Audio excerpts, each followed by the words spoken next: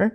So the main driving question of the semester is, why did the US attack Iran?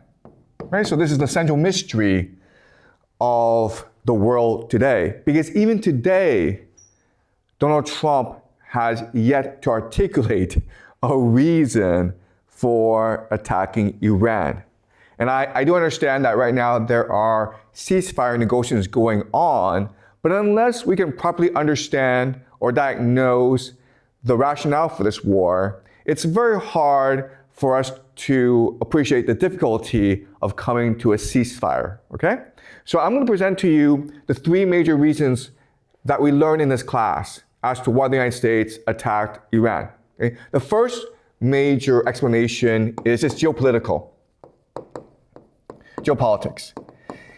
And so, according to this theory, what the United States is most afraid of is that Russia, Iran, and China would come together into a grand alliance.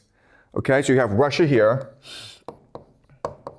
you have China here, and you have Iran here. Okay?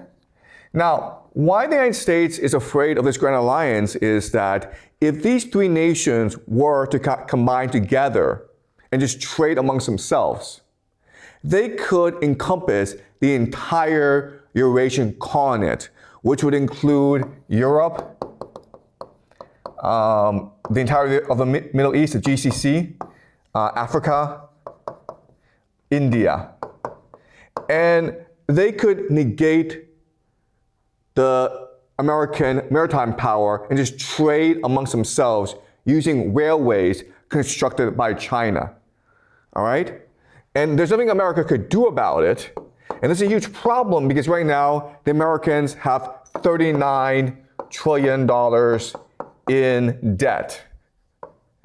And so the only way to finance this debt is to force others to continue to buy US treasuries. Okay? So the reason why the United States attacked Iran is to force everyone to buy US treasuries. Why?